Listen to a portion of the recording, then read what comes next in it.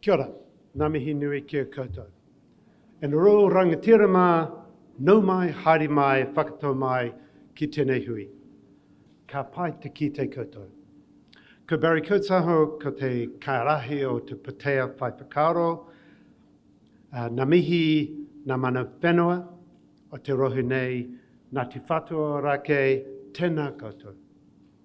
Nā reira, tēnā koutou, tēnā tātou katoa, homi e, hui e, taiki e. A very warm welcome to Mindful Money's annual conference and awards event. I'm Barry Coates, founder and CEO of Mindful Money, and it's fantastic to see you all here today, and we're very grateful for you for coming along. A few people have called in sick, so we're a couple of people down, but that's great. I would say, unfortunately, that includes our keynote speaker, the Minister. He called us very recently and said that he had become suddenly ill and was unable to do it by Zoom, and obviously unable to travel. So we are fortunate that we have Paul Stocks from IMBI, who I will introduce in a little while, to deliver a keynote speech. In fact, to deliver the Minister's speech. So this is the second year of these awards. A lot has changed since last year. My sympathies with those of you in the fund management industry. We're facing a very different economic and financial situation than we were last year. In a way, it's good to see the resilience of ethical and sustainable funds in the face of a downturn. As you'll hear this evening, the growth of ethical and impact investing is continuing and practices are deepening in these volatile times. So I'm genuinely excited at the quality of entries for the awards this year. It's been another busy year for Mindful Money. Amongst the highlights, we've had a threefold increase in our website traffic. We've had significant media coverage, including around investments related to the Putin regime. Our series of 20 online seminars and podcasts, I hope some of you may have tuned into those, covered key issues including net zero, the COP26 climate talks, social housing, nuclear weapons, gender investing, modern slavery, Te Ao Māori perspectives on investment, etc. And we're planning another seminar series for later this year. As an institution, we've introduced Mindful Money badges for use and promotion by mindful funds, and we're in the process of a major overhaul of our website to include metrics on engagement, impact investing, and climate reporting. So we'll be in touch with fund managers as we consult around that. In March, we joined with RIA to launch the latest in our annual surveys of New Zealand consumers. And we've published an ethical investing guide, undertaken research, and made submissions on key issues, including on climate disclosure. So our focus on the next year, over the next year, will be twofold. We'll challenge greenwashing. We want to rebuild public confidence in ethical and impact investing. And we want to ramp up demand for impact investing to boost funding into climate transition, social equity, and environmental regeneration. So those two themes are reflected in the conference today. We have an agenda. We're going to start off with addresses from our distinguished speakers. First up is Dr. Simon Zadek, then Paul Stocks in place of the Minister. Thank you for stepping in, Paul. And then panel discussion on harnessing mainstream investment to fund the climate transition and SDGs. We'll then roll into the awards, and I'll introduce incomparable compere, Te Radar, and we'll run through our 8 categories of awards. So I hope the finalists are getting suitably nervous.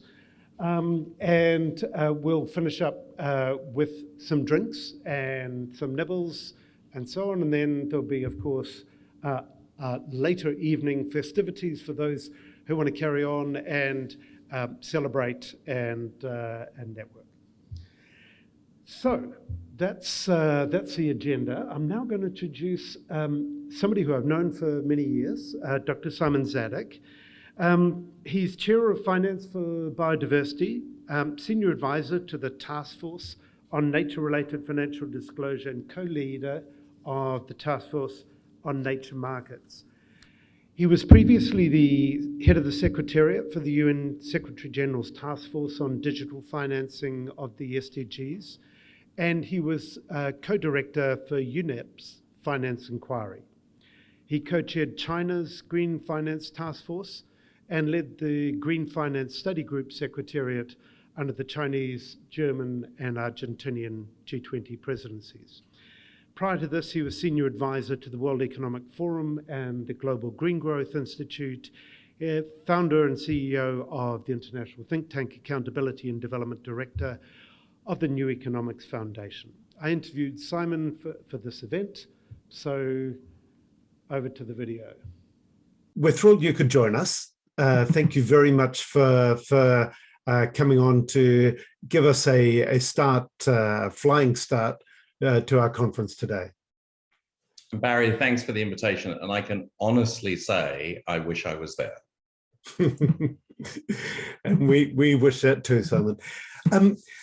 While there's been rapid growth in ethical investment, recently there have been some really strong critiques, and it's given some people pause for thought around the direction of ethical and responsible and impact investment. How do you see the challenges ahead?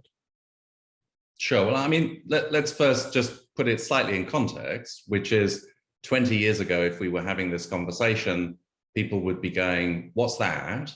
And there would be very little ethical responsible investment. There would be perhaps some pre-investment screens that sort of said, you know, no drugs or, you know, nothing to do with military and so on. So all really pre-investment. Whereas today, 20 years on, actually, you know, ESG or sustainability investing, whatever you want to call it, you know, is without doubt, you know, in the mainstream and becoming an increasingly important set of factors in both risk pricing by individual investors and for those investors with an impact specific objective, obviously taking those broadly into account. I would also say, and that really brings on to the question that you're asking, increasing engagement by regulators, really unthinkable of, you know, but a few years ago, beginning to try and figure kind of where this agenda is going. Now, to the confusion, as you quite rightly say, you know, all sorts of,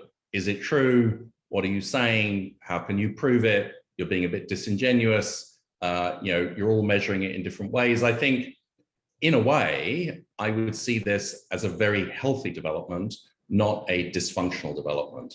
It's at this point in the innovation curve where there has been an explosion of practice and a mainstreaming of something that was previously on the edge of global financial markets, that people begin to push back, have healthy skepticism, call out issues. And of course, that will lead us through inexorably to clarification, to standardization, and to verification of various different kinds. So I would not see the current, if you like, concern as a reason for concern, if you like, but a very healthy development that will move this topic from the margin into the core of the mainstream. Thank you.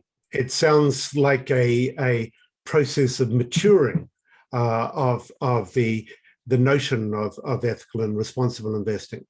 To what degree then has biodiversity and the regeneration of nature been included in these practices?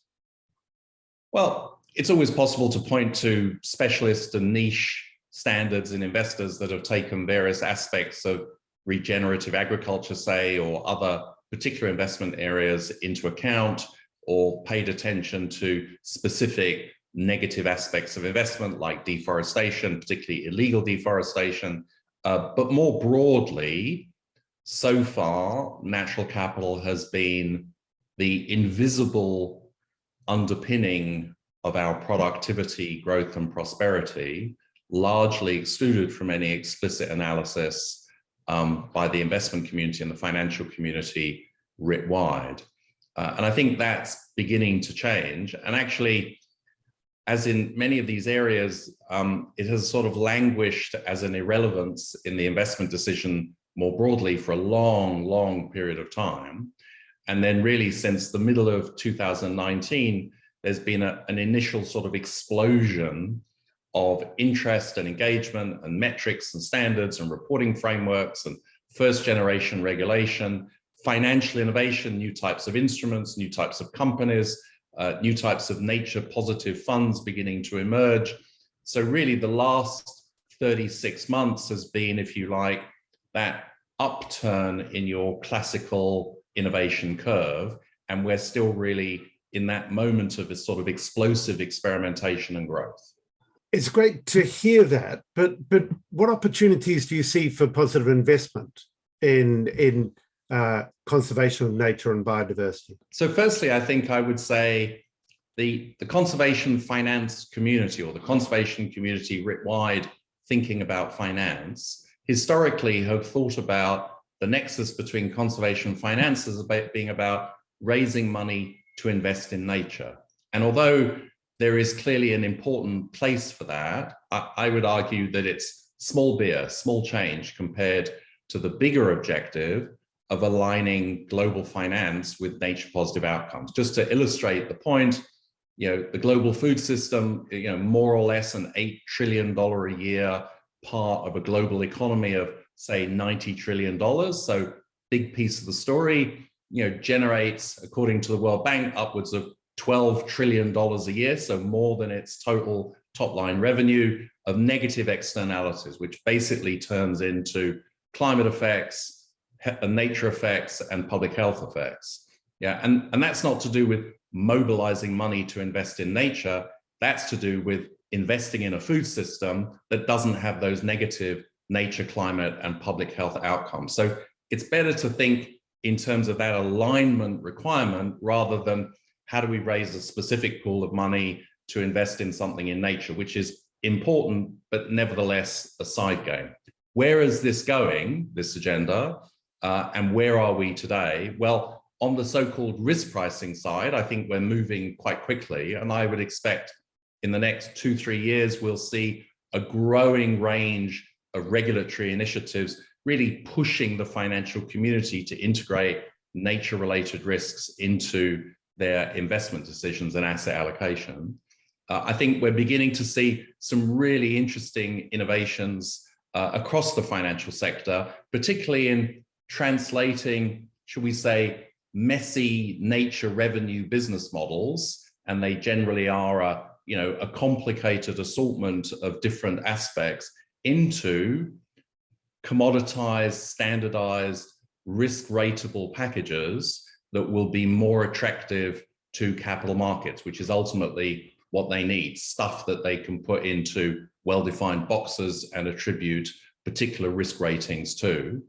I think we're beginning to see a raft of regulations that are pushing the broader business community as well as the financial community to report on and act on, for example, their deforestation impacts, deliberately or otherwise. And let's not forget, that a major part of nature destruction is linked to illegal activities, that drive environmental crimes. Environmental crimes, latest estimates by the Financial Action Task Force, valued at $280 billion a year. That's the fourth largest chunk of illegality money in the world today, and a major contributor to environmental damage writ wide, particularly linked to the food system. And so anti-money laundering rules and all sorts of innovations that don't look on the surface like they're about nature are going to make a significant difference to the way in which we build a more sane relationship between the global economy and nature. And then maybe just one last example, Barry, just to illustrate the breadth of, I think, of what's going on out there. We've seen the emergence of voluntary carbon markets, and they have their ups and downs and their proponents and also their opponents. So rather than debating the value or merits of carbon markets, what we know is that they have some critical interfaces with nature. Since 40 to 50% of all carbon offsets in voluntary carbon markets are at the moment associated with nature-based solutions. But what we're also beginning to see now emerging is a first generation of biodiversity credit markets. And that's more complicated. You know, a carbon ton is a carbon ton wherever it is in the world, whereas biodiversity credits are a much more complicated affair to figure out equivalence between different locations. And yet it is likely that one way or another biodiversity credit markets will grow and become an important part of the overall equation in both monetizing nature and protecting nature going forward. Simon, thank you very much for kicking off our conference, and more power to you for the great work that you're doing. Thank you. Thanks, Barry, very much, and really good luck for the conference.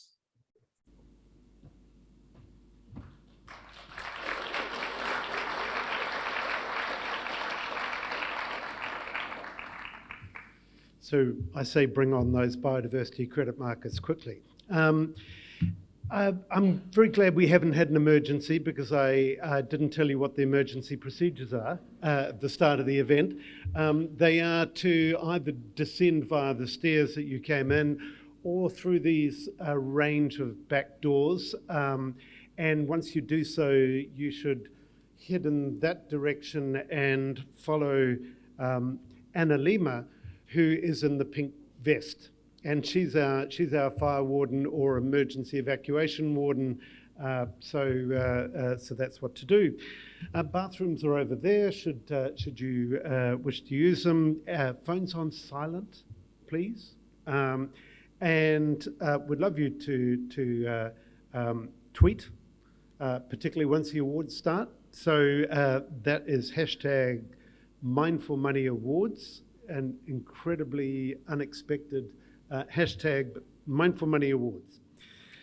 So at this stage, I expected to be introducing the Minister, Dr. David Clark, Minister of Commerce and Consumer Affairs. But as I said, he's been struck down by an illness and isn't well enough to join us online.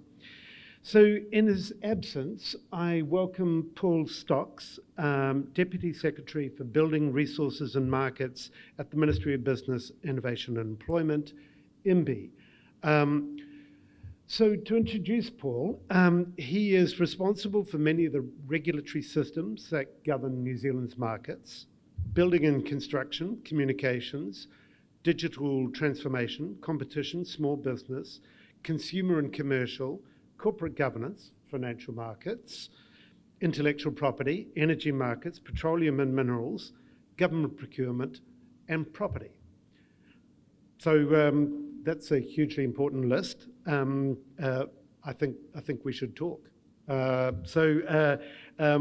has also been Deputy Secretary for Labour, Science and Enterprise at MBIE, Deputy Director General for Policy at the Ministry of Primary Industries, MPI, and before that he worked for Treasury, Ministry of Health and the New Zealand Planning Council. So it's terrific to have you here, Paul.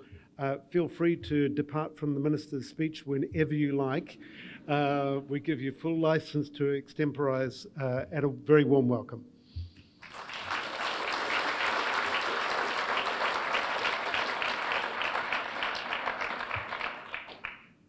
Ena mana, ena reo, ena karanga maha o te wā, tēnā koutou, tēnā koutou, tēnā koutou katoa. Ki na mana whenua, ko te Atiawa, ko Ngāti Toa, anō ne aku mihi ki a koutou. Nō reira na malakitanga, ki runga, ia tātou katoa, tēnā koutou, tēnā koutou, tēnā koutou katoa. Kia ora, Barry. I'm not going to depart from the Minister's finely crafted speech because I'm a public servant and I know better. Once again, apologies from Honourable David Clark. Gave me a call last night and there's something going around and he's asked me to step in for him. So if you could just close your eyes, imagine a Minister of the Crown standing here while I read out verbatim the Minister's speech. That would help me enormously. So firstly, it is actually kind of cool to be here. So whilst I never wish a minister to get ill, it has allowed me the opportunity to come and to talk to you and join you today. So that's really great. And it is really nice to see so many people here. And I think this is the first time, last year was virtual, to have people in person again in 2022, and that's really special. Today I'm going to talk through a carefully scripted speech on the government's actions to advance sustainable finance and investment, and the important role that we all play together here in this room and across the country in New Zealand's movement and its transition to a low emissions economy. Some of the most significant risks our economy faces today relate to climate change and the intergenerational impacts it will have. Over time, people around the world have grown, the populations have grown, technologies and practices have changed, and every day we are leaving behind a bigger impact on our planet. To build a sustainable Aotearoa and a climate-resilient future, climate change will need to be a part of everyday conversations and considered routinely in every decision that we all individually and collectively take. Tackling climate change will require a combination of mitigation and adaptation. New Zealand's work on addressing climate change began actually some time ago, but it's been ramping up in recent years. In 2002, so that's 20 years ago, we established the New Zealand Emissions Trading Scheme through the Climate Change Response Act. The ETS has become increasingly a key tool to help us reduce emissions and to meet both our international and our domestic climate change targets and obligations. But things have changed since 2002, so we've needed to change the ETS as well. So in 2020, a couple of new changes came into place. The first one was penalties for those who fail to meet an emissions return or provide an incorrect return. And secondly, the ability to have auctions for New Zealand emissions units. And the idea behind these changes is both to help manage and maintain the integrity of the scheme, and integrity is a word that we just cannot overstate. It is important to markets and it's important to the kind of work that we do, but also to make sure that the scheme can meet its purpose. And we all know that for many years, climate credits were actually really undervalued. We're seeing those now reflect closer to real world values in terms of carbon. The government's also taken a number of other steps around the climate, and those have included, the much discussed ending of new offshore fossil fuel exploration, and more recently the introduction of the clean car discount to help make low emissions vehicles more common on our streets. And we've seen that the uptick in EVs is really taking off. Now fuel prices probably help, but actually things like the clean car discount are an important part of that as well. But as a government and as a nation, we've got a lot more to do. Our success will depend on a number of things, but really importantly on finance and investment. I don't need to tell anyone here that finance is integral to our daily life, it's integral to the economy.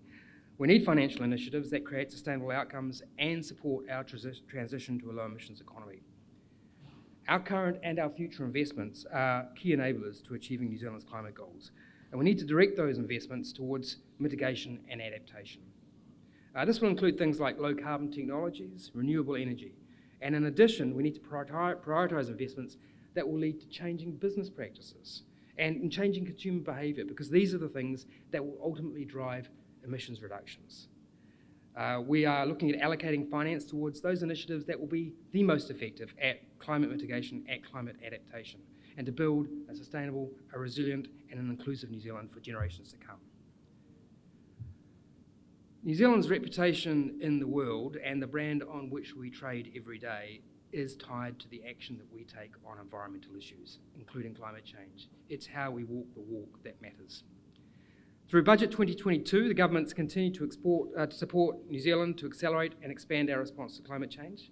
And you will have noticed, I hope, the release of the emission reductions plan, our first ever one this year, which resulted and included $2.9 billion being invested to help reduce emissions and tackle climate change. The emissions reduction plan is a roadmap, and it's an ongoing roadmap. It's more like a Google map than a paper map. And it's about achieving our long-term climate change targets, to contribute to global efforts and to meet the global initiatives to reduce climate change to 1.5 degrees Celsius above pre-industrial levels. The budget also built this year on several existing initiatives from Budget 2021 aimed at laying a foundation for lasting climate action. These initiatives included the establishment of the Climate Emergency Resource Fund, or as we lovingly know it in Wellington, the CERF. This is it's a multi-year fund. It's outside of the normal budget round, so we don't need to have an argument with the Minister of Finance every year around CERF allocations. It's funded through ETS. And of course, the government does, though, have a responsibility to make sure that this funding is used wisely. So any investments through this fund have to meet a number of requirements. They have to meet a robust value for money analysis and a climate impacts of policy assessment analysis. There must be a shorter way of saying that, but basically saying, are initiatives that we are funding through this fund actually going to make a difference? The funding is aimed at a number of things. It's going to help the implementation and operation of a vehicle scrap and replace regime. And this is aimed at helping low-income households move to a low-emissions alternative vehicle when they scrap an existing car. It will contribute to reducing waste from organic emissions. Waste is actually a really big emitter in the New Zealand context. I was recently up in the Northern Hemisphere with Megan Woods, and our landfills are unusual. That's not what the rest of the world does. So finding ways to reduce emissions through landfill is really, really important. It will support public transport authorities to invest in bus decarbonisation initiatives. And again, in Wellington, where I'm from, you've got electric buses trawling the cities, and that's a really important part of reducing the carbon impact of public transport. And finally, and really importantly, it will establish a platform to strengthen the Crown Māori partnership and support a holistic approach to climate change and an equitable transition for Māori. So these funding examples show the New Zealand transition to a low emissions economy and our target of net zero carbon by 2050. Every dollar that we spend, every dollar that we invest is an investment towards building a sustainable future. So in addition to spending, which Ministers of Finance love to announce, there's also another series of initiatives and finance initiatives to support our climate change goals. So some of these are the government sovereign green bonds that will be issued later this year. These bonds are aimed at raising finance for investing in low carbon transition activities. Projects like environmental outcomes such as energy efficiency, clean transport, natural land use, climate change adaptation. These bonds are not new. They are new in the New Zealand context, but around the world they've been used to support climate change friendly initiatives by a range of governments and the World Bank since 2008. The New Zealand Green Investment Finance Bank, that was established in 2019. The bank accelerates investment to support decarbonisation. It's got $400 million in the bank, and $300 million of that was invested in budget 2021. It's going to be targeting sectors like transport, agriculture, plastics, and again, waste. But government can't do it alone, so collaboration between the public and private sectors is and always will be critical to tackling challenges such as climate change. We've seen a number of areas where the public and private sectors have worked together really, really well, and a couple of those are actually in the agriculture space are really important, like the Sustainable Agricultural Finance Initiative. This was developed by the Aotearoa Circle to accelerate investment and support for sustainable agriculture. And we all know how important agriculture is and will continue to be in the New Zealand economy, but also what a significant proportion of emissions agriculture makes up, and that's almost half of New Zealand's emissions. So the Sustainable Agriculture Finance Initiative is aimed to develop guidance for sustainable agricultural finance.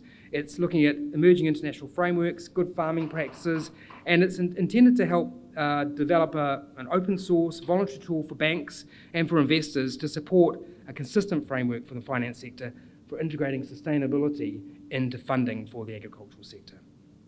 More recently, He Waka Eke Noa has been announced, and this is the approach between the public sector, the private sector and Māori about how will agriculture face the challenge of decarbonisation in the 21st century. And it's not simple, it is not straightforward. Animals are slightly more complicated than factories.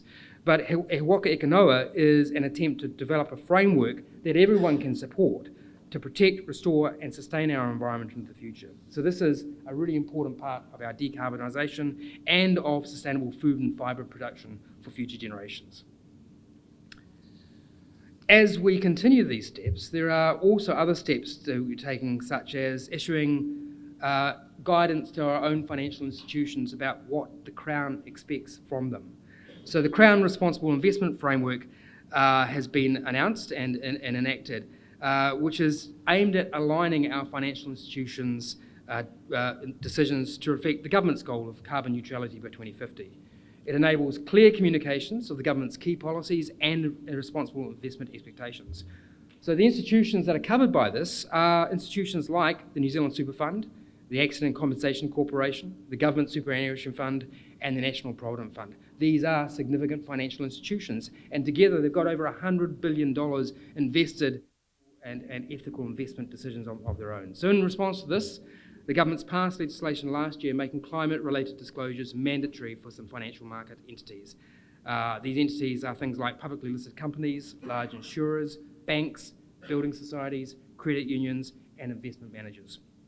There's about 200 entities that will have to provide disclosures under the new regime for the financial years commencing 2023. So the first year where those reports will need to be taking place is 2024 and thereafter. I think, again, this is an important piece of sunlight, a piece of transparency on our financial institutions, and it will help basically make sure that people know what they're investing in, what the risks are, but what the opportunities are as well. It's about clear, comparable, consistent, timely, and most importantly, useful information to be available to the market and to investors. So what we're doing is basically encouraging reporting entities to become sustainable, facilitate flows of capital, and to be transparent. We've also made some changes to the default KiwiSaver provider settings.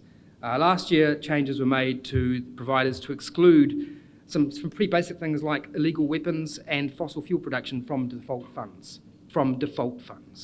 So in addition, default providers must now maintain a responsible investment policy and assess environmental, social, and governance issues when making their investment decisions.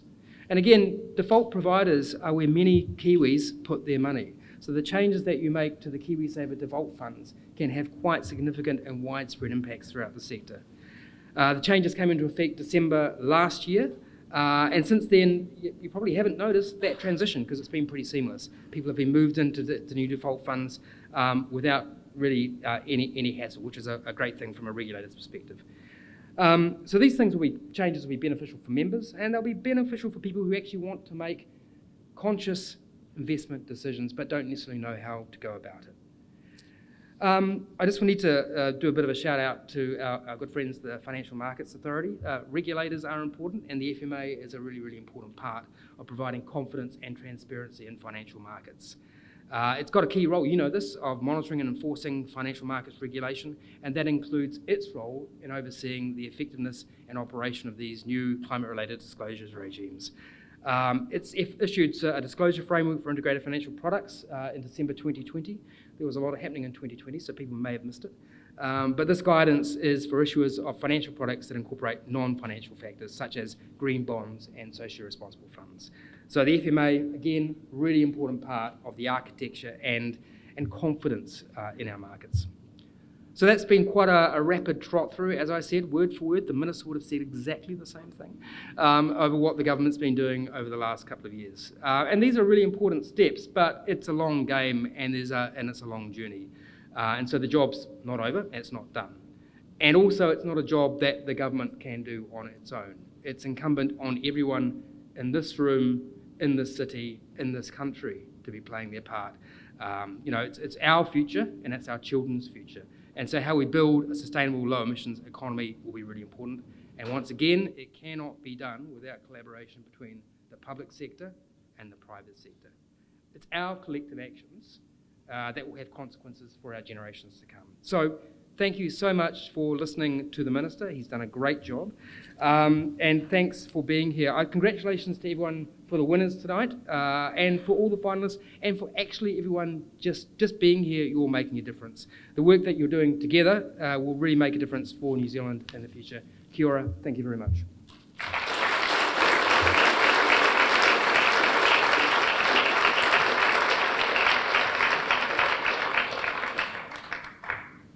Thank you very much, Paul.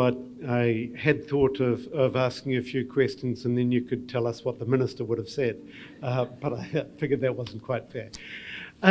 So we're very grateful for you setting the scene with this speech.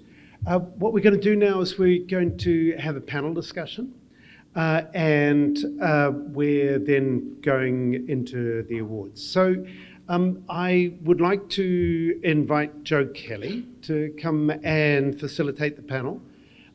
Joe is CEO of Toitū Tāhua, the Centre for Sustainable Finance. As most of you will know, Toitū Tāhua has a crucial role to play in sustainable finance, bringing stakeholders together and steering implementation of the Sustainable Finance Roadmap. Joe's a member of the National Advisory Board of the Impact Investing Network, of which many members are along here tonight, and is a director of B-Lab Australia and New Zealand. She was previously a senior manager for sustainability and corporate responsibility at Deloitte, and communications director for the B Team, which many of you may recall as having made a pretty decisive intervention. So we're just going to set up the stage for the panel. So feel free to stand up and take a shakeout. For those of you who'd like a seat, please come down, and lots of seats on the other side. So this would be a good time while we're setting up the stage to come and grab a seat. Thank you. Okay, can we grab our seats again, please? I knew this was a mistake to ask people to take a few minutes to stand up and have a talk.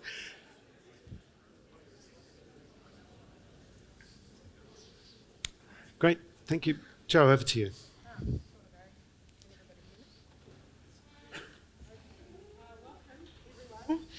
To this discussion on harnessing mainstream investment to do what I like to refer to as more good stuff and less bad stuff, otherwise known as enabling the climate transition and, reaching for the Sustainable Development Goals. It's really nice, thank you Barry for convening everyone here in person, and welcome to our panellists, Jody Hayward, Barry Coates, who everybody knows, and Paul Richardson. Before I introduce the panellists more fully, I did just want to make a couple of points about the Sustainable Finance Forum's roadmap, which is quite relevant to this conversation because it sets out a number of recommendations to reorient the financial system so that it enables essentially sustainable development. And the purpose of Toitū Tāhua, the Centre for Sustainable Finance, is to accelerate progress toward those recommendations. Those recommendations range from the somewhat technical and relatively straightforward, like changing KiwiSaver liquidity requirements to enable the flow of capital into impact investment. And some are more human and complex, and they require more fundamental shifts. For example, as directors and investors, changing the way that we perceive our duty to help businesses transition, and re-establishing the norms that determine so much of investment decision-making and the outcomes of those decisions. So for now, the norms is what I want to draw our attention to, and by norms I mean the culture and practice of investment. With all of the activity and the kind of industry being created off of the back of the TCFD, it's quite easy to fall into the trap of thinking that if we change the rules, then that will get us where we need to go. But everybody in this room knows that that is not the case, and actually, indeed, that's why we're here, right? Because this is about the norms. And at the centre, we think quite a lot about transformational change, system change, the level of change required to meet any amount of sustainable development that's authentic. And it can't be understated the power of those norms and the kind of crucial enabler that norms are for system change. It's absolutely critical that we change the culture and practice of investment. And that's why, thank you Barry, coming together for events like this is very important. It's really good to see everyone here. Award shows like this help us to redefine what success is in this industry, and they help us to create space for recognising leaders who are volunteering to set higher expectations and standards for themselves. This is not a compliance type of an arrangement or community. And quite frankly, we need so much more of this type of leadership in this country and from this room. It doesn't really matter if you just got here 5 minutes ago or if you have been chipping away at this agenda for 5, 10, 15 years now. I warmly welcome everyone to this conversation, and I hope with our panel that what we can uncover is some genuine insight. I know this panel and they will be candid, and I think that's going to be great. But some genuine insight that you can take away and sort of reflect on what is your own culture and practice and the leadership required to participate fully in this movement towards sustainable finance. So I'll get off my soapbox now and I'll just introduce the panel. I'll start with Jodie Hayward, who's the CEO of Te Paeroa Te Paeroa, which is a tikanga-led investment and project development company. Jodie also sits alongside me on the National Advisory Board for Impact Investment, and prior to her role with Te Paeroa, she was a senior advisor to the Provincial Growth Fund. So Jodie has, a lot of experience trying to deploy capital for long-term social and economic development projects in Taitokiro. So welcome, Jodie.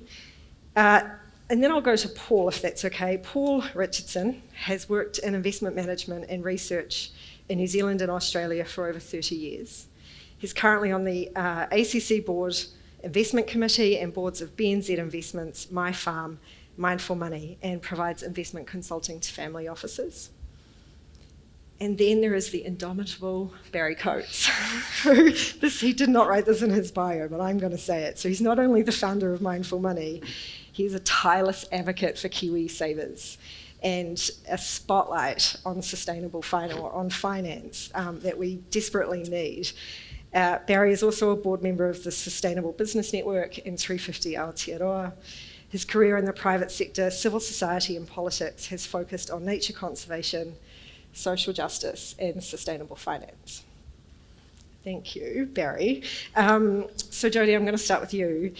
Tell us about your work in Taitokiro and where you see key intersections with sustainable finance and impact investment. Kia ora everyone, ko Jodie Hayward tōku inga, he iri ahau no te Taitokiro, he uri tēnei no te raroa me ngā pohi hoki, te mea tuatahi he mihi ki te mana whenua o Ngāti Whātua. Kia ora, I'm Jodie. Yeah, I'm the Chief Executive of Te Paeroa. Te Paeroa was born out of iwi thought leadership essentially 10 years ago, where they thought, what if we could create a platform of a self-sustaining platform where we weren't cap in hand to anyone but ourselves. And that kind of thought leadership set them off on a journey of how might we collectivise our assets, how might we work together to attract investment to our region. Fast forward a decade and I've been in the seat for 2 years. We've established a trust, we've built a development company which we're blessed to work really, really closely at a grassroots level with our marae, our kāinga, our Pākehī, to bring forward, hopefully, investable opportunities for you all. And alongside of that, we've established our own investment company. Now, initially, we were set up to build an impact investment fund and, pair pūtea with projects, I guess. What we've learned in the last couple of years, as we've listened into the requirements of our whānau and our home, is that they don't require a single source of pūtea or a single entity that is just impact. They require a flexible and innovative organisation that moves with the trends and the moments of the time and is able to provide a platform where their projects are profiled to people that want to do good in their place. So we're very new. We don't know what we're up to. We're learning just like you, and it excites me that people like yourselves are starting to explore what that looks like in your own organisations. So therein lies the intersect. We're all learning, right? So there's no wrong in this, but there's some requirements, right? So there's some respectful capital is required. So respecting that the different worldviews and and your skill set and valuing, I guess, a different perspective, a Māori perspective or an ancient perspective, holds as much cred as that in the finance sector. Patient capital is preferred if you come from a place like mine. You know, valuing relationships and spending time having cups of tea is a real thing. It's a strategy. Spending time on tea and coffee, good kai, and meaningful conversations is going to get you a long way. It will mean speed of transaction at the time that it matters. So patient is preferred, but brave is best, right? Take a punt. Partner with the people that don't look or sound like you, because they've got a knowledge base that you don't have, as do you. So I think for me, those are the intersects and those are the places of excitement for us. And the more we can see you forming what good investment looks like from your perspective, based on information that comes out of communities like mine, you know, we're going to be in a good place in a few years' time. So they would be my perspectives. Kia ora. Paul, tell us about the perspective from mainstream finance and perhaps a little bit about the changing interests or priorities of the people that you're advising. Yeah, thank you. I suppose I should have a caveat that I'm operating in quite a small part of the world, but have a view of things that hopefully it's useful to you. And being a fund manager, of course, I naturally have the black hat on. That's our job, being professional cynics, right? So I suppose when we're talking about impact, the thing that's coming up a lot in the industry is asking, well, what do you mean by impact? How do you define that? Do you mean social housing? Or do you mean quite a broader range of investment and engagement processes and philosophies, perhaps? Is it an asset class or what is it?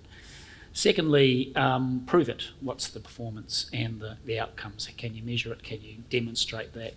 Because that's what we like. We need to have that kind of bedrock to be able to take a jump with other people's money, remember. And thirdly, if that means direct or alternative assets, does that mean there's a liquidity issue? Does that mean, going to your point, how long do you have to hold these assets for? So I suppose that's what's come up as the kind of the black hat. But if you take that off and have a look at things, I think there's a lot going on. There's an enormous amount happening that's even happened just the last few years, and acknowledging some of the people in this room and as well who are involved in what we call impact. I just note a real gap that's sort of emerging. I'm a member of the CFA, Chartered Financial Analysts, and they put out a trust report every year, trust on investor trust in the industry. The good news is there's a little bit of improvement in trust over the last couple of years. The bad news is there's still quite a big gap between what retail investors think about things versus institutions, and there's a chart in there, so I've taken my glasses off to read. But the question I want to express: personal values invest in companies that have a positive impact on society or environment. Retail's about 44%, institutions 26%.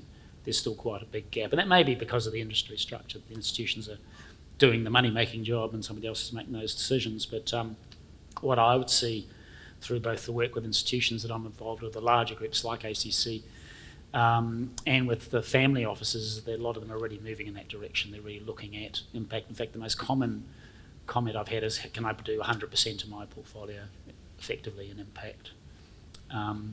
I think there's a lot going on in Australia. I noticed as I was over there last week catching a cold, my apologies for my voice, walking up Pacific Highway, North Sydney, seeing Hester Impact, a large billboard. Is that a familiar name to anybody here?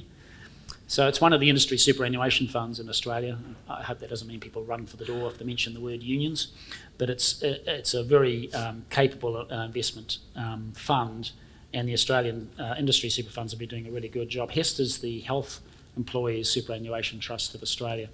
Quite biggish, about 1 million members, about 70 billion under management, and it's called Hester Impact because that's all they do. They invest only, according to their lights, on impact basis, across a wide spectrum of the definitions of that, and they've been doing that moreover for 20 years.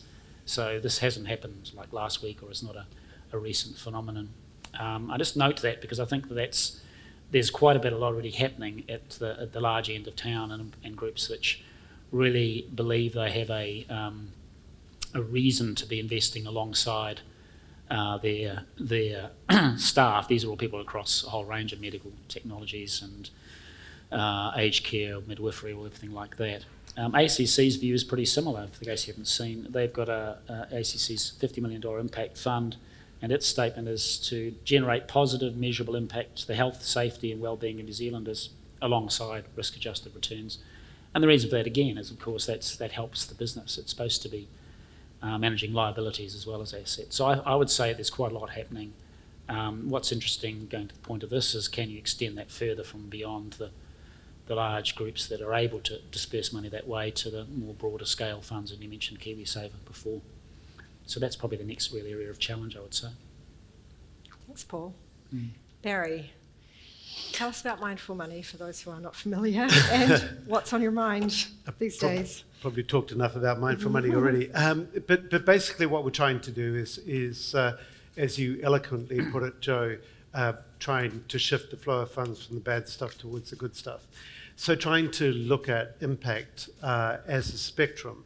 And that brings us to kind of basically two different strands. One is impact within mainstream investment. Within mainstream investment funds, primarily investing in listed companies, primarily in, for example, sustainably themed companies, which might be around renewable energy or energy efficiency or clean water, whatever, versus the kind of impact that I think Jodie very eloquently talked about, which is much more grassroots-oriented, community-oriented impact from the ground up, which requires patient capital, which requires much longer time frames, and relationships being much more important.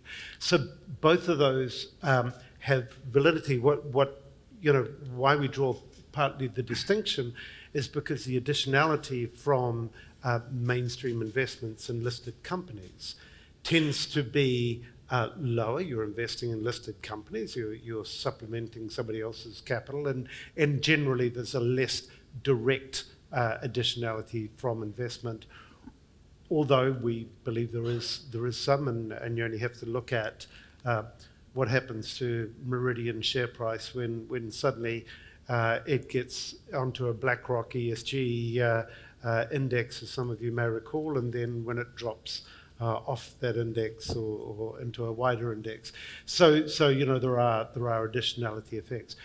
But really the additionality is so much greater when you're talking about some forms of unlisted investment, which can be in venture capital or private equity. It may be in wholesale funds, such as those entering the impact category for these awards, or direct investments. And we note that the New Zealand Super Fund and others are interested in direct investments that are able to create significant additionality. So what we're seeing the sort of challenge as being from Mindful Money's perspective is how do we encourage that move towards greater devotion of the flow of investment capital towards impact investment in both of those forms. And obviously, we can encourage investment in sustainable themes, but ultimately in terms of additionality, we'd like to see more capital flowing into impact investment, which really does make a significant difference. And one of the really pleasing thing about these awards is over even just the last year, we've seen many, many more of the funds that are putting a very credible story together about the impact investment that they're making. And not just in terms of vaguely kind of we overweight certain sectors, but actually in terms of quite specific devotion of significant resources into impact investment. And I think that's really the kind of thing that Mindful Money is saying, how can we encourage this movement to go further? Now, obviously, as Paul said, there are some restrictions in terms of the KiwiSaver legislation as to what is able to be invested in unlisted stocks from a liquidity perspective. There's fewer of those restrictions on other retail investment funds and even fewer on wholesale funds. So we see that there are significant opportunities for that flow of capital in the impact direction. And it is one of the things that we're keen to explore with those in this room, to look at how that can be encouraged. And certainly when I talked about the changes to Mindful Money's website, that is an area where we're going to be including much more information, much more transparency, more information for the public to be able to interest them in this area. And I referred to the survey of the New Zealand public that we did with RIA this year. 62% of people feel like their investments ought to be going into areas where there is a positive impact resulting from their investments. And as a side note, by the way, over half of people say they will save more money if they understand that their investments are going into investments that do create that positive impact. So when public policy makers are looking for ways to get people to save more money, here's an easy one. Make sure that there's a thriving impact investment trend in funds available to them. But that's just kind of a conversation starter. Over to you, Jo, to take us forward. Yeah, I mean, rabbit hole alert. We won't get stuck on the definitional piece because we could talk about it for a really long time. But Jodie, any reflections from you on what we mean when we talk about impact investment, wearing both hats from Te Paeroa and also from the NAB? Yeah, I think it comes back to your original comment around in this sector, we get to play with the norms, right? We've got the parameters and the legislation that we have to work within and all those confines, but what you can control is how you administer and how you look after capital and those partners that you choose to work with. Nobody's telling you how to do that. You're telling yourselves how to do that. It's instinctive, it's human, it's connection. So when we're in setting our conditions with how we engage with investors, it's just inviting investors to move away from the rules and think about what you want to achieve. Just wind it back to basics. What are you trying to achieve with your money? Where do you want it to go? What do you want to see, feel, touch in a few years' time? It's not that complicated. That's impact. Other key thing is, who gets to define impact? Well, from my perspective, those that you seek to benefit should be the definers of the impact, not holders of the money. You should contribute to supporting the growing of that definition. But if you want to have genuine impact, then you need to be asking the question, what does impact for you look like? Community, group of people interested in a particular kaupapa. How do you define impact? What's special about this for you? And how do we turn our waka of capital towards you and insert it in a way that is helpful and respectful of you and your place and your practice? So I think for me, we can get stuck on developing frameworks and trying to see what's rolling in from all of these kind of global trends. But actually, we are the home of Number 8 Wire. We're pretty smart, innovative people. It's about coming back to a basic conversation and kōrero about connecting with those that you want to work with, understanding where they want to go, and then using your money to get them there. But I may be oversimplifying, but I don't know. I just think we make things awfully complex and they don't need to be. So Paul, from your perspective, what would you say is required sort of at an industry or an organisational level to start to reorient investment around different outcomes, right? Whatever they might be and however we might define them. What are some of the levers for that? Yeah, I think the industry tends to need some evidence before it goes, and I think that this is a very interesting period right now. Quite a lot of the funds that I've seen in Australia and here are only just coming up to reporting their financial results over the last 3 or 5 years. They're relatively new, and it'd be interesting to see through this market turmoil how well they've done, for example, not just on the financial terms against the benchmarks, but also the SDG or the other metrics that they're reporting on. I actually think there's going to be a lot more available investment funds to choose from, certainly at a perhaps sophisticated investor level, than you might realise. Depending on the way you want to define impact, it might not be, say buildings. It might be engaging with companies to seek positive change. And I think that's what I'm seeing, more and more ways of accessing the sector.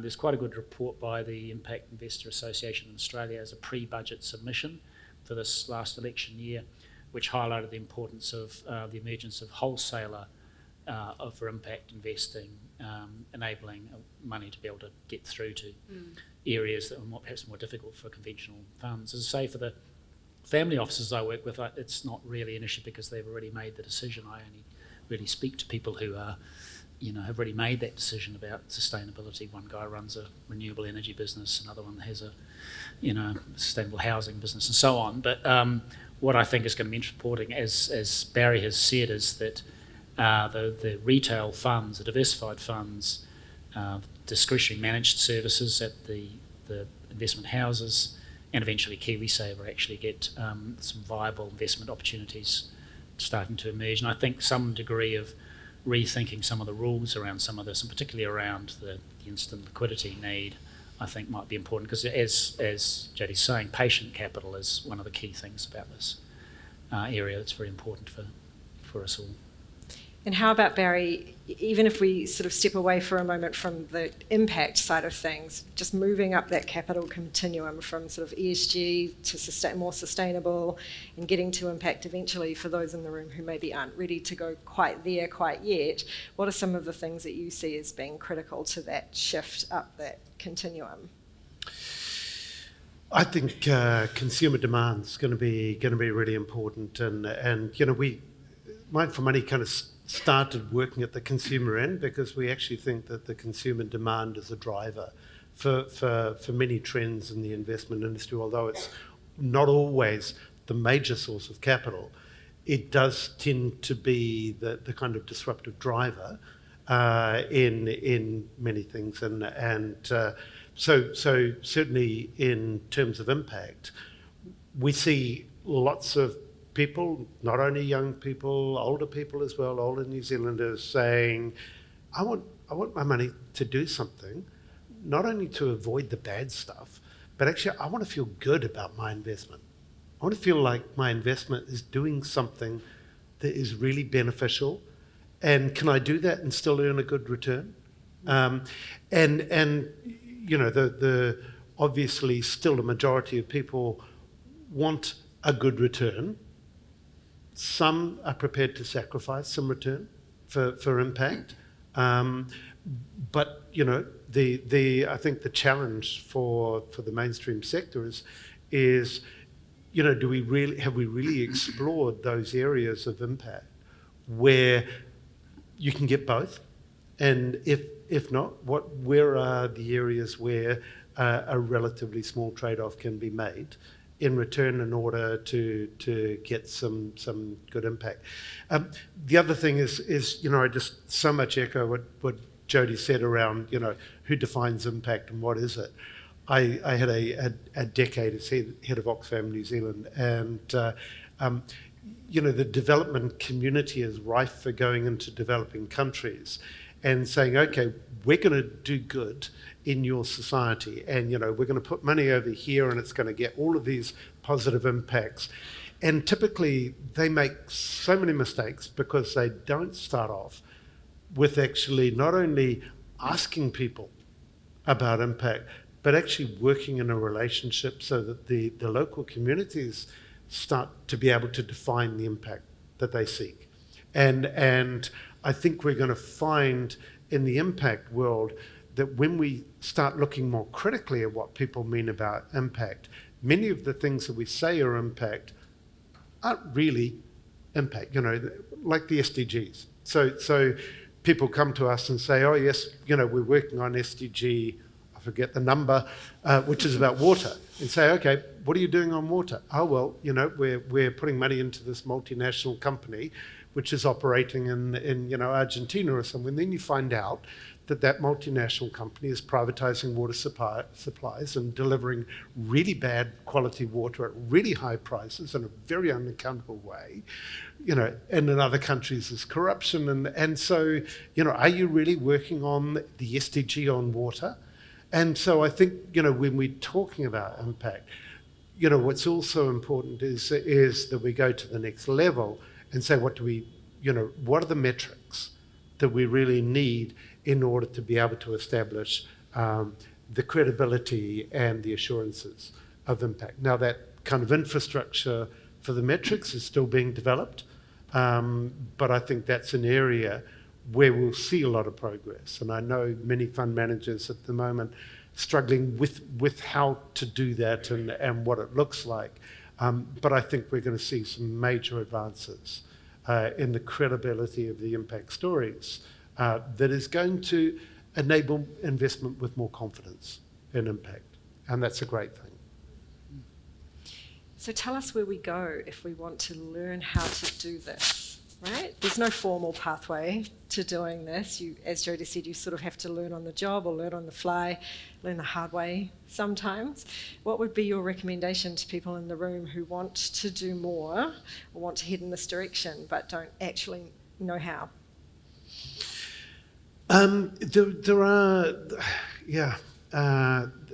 There's an absolute deluge of information out there, and that we're sort of, it's a blessing and a curse because there's so much information on impact out there. It is really hard to figure out what material has credibility and what is really useful. I think engaging locally with institutions. I mean, of course, the Impact Investment Network, plug for the NAB. The Impact Investment Network is great. It's I think plug for Mindful Money, the kind of seminars we do on impact and investment.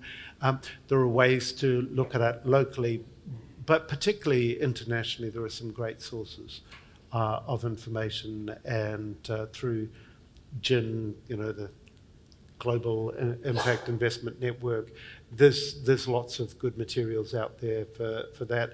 We've got some great impact funds starting up in New Zealand that have had terrific experience of trying to do this in a New Zealand context. So some of those are in the room tonight, and finalists on the awards that you're going to hear about. They are generally very willing to share their knowledge of that. And Paul talked about wholesalers. We're starting to develop that wholesale infrastructure, and there's some really good consultants and researchers out there who in Aotearoa who can provide some guidance and support. Jodie, from your perspective, how does one start? Well, I think there's layers, right? So, with any new thing, right, you got to get ahead of the game and understand what it is. But the thing with impact is it's contextual, so it's a little bit hard to do. But inside of your organisations, there's the leadership component.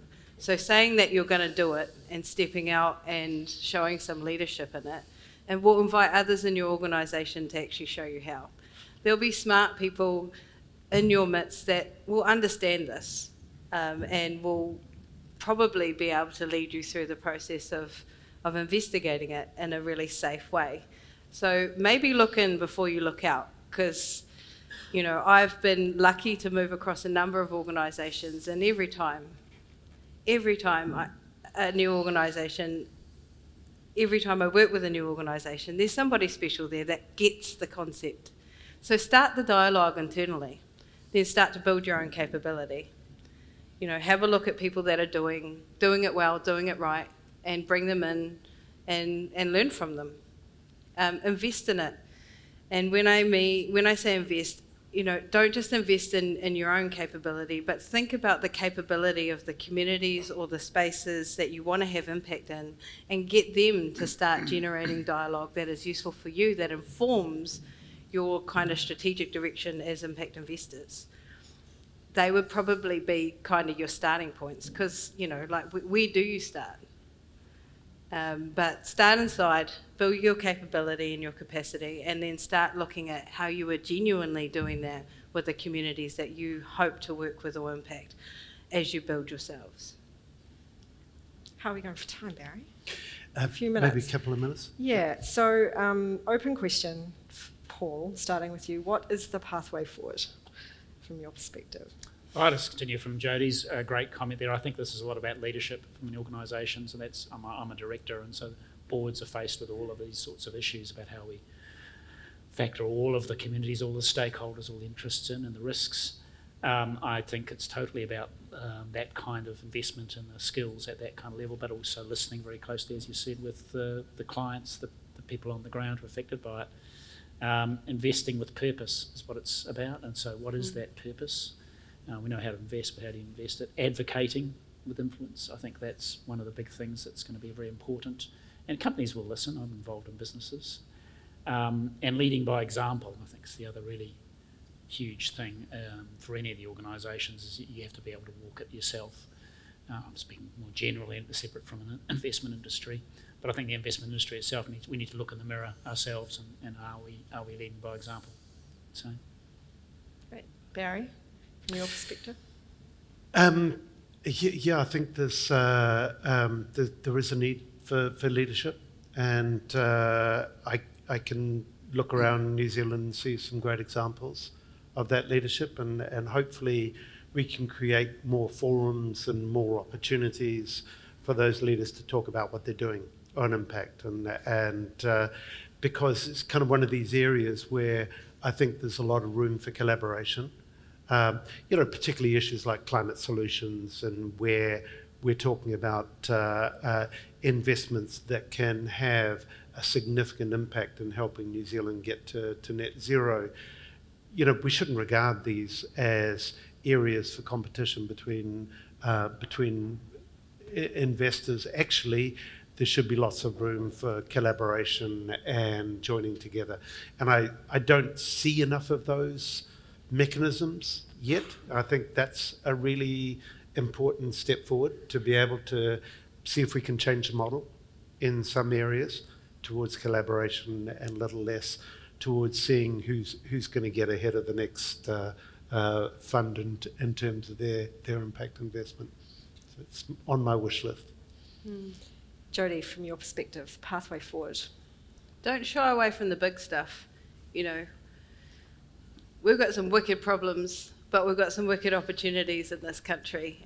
Housing's, hot for us right now, and many of the solutions will come from innovative approaches to finance and figuring out ways of accommodating our people in warm, safe homes. And that's not for other people to deal with, that's for all of us to deal with. So don't think that these big problems are not for you to play with, because they are, and if you don't, who will? And so I go back to my first point about that bravery. Sectors and groups like you excite me, because you're on the cusp of thinking about doing your BAU a bit different, and that's pretty cool.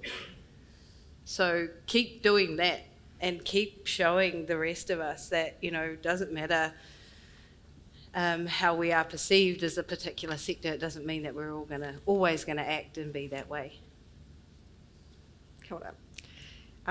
So thank you. Thank you for sharing your insights. I hope for the room, to my earlier point, that the discussion has given everyone insight, but also pause for reflection on your own, role and participation in this movement. And it is a movement. It's gaining quite a lot of ground quite quickly, we find, but there's a lot in that to be grappled with on the daily. So, kia ora. Thank you, Barry.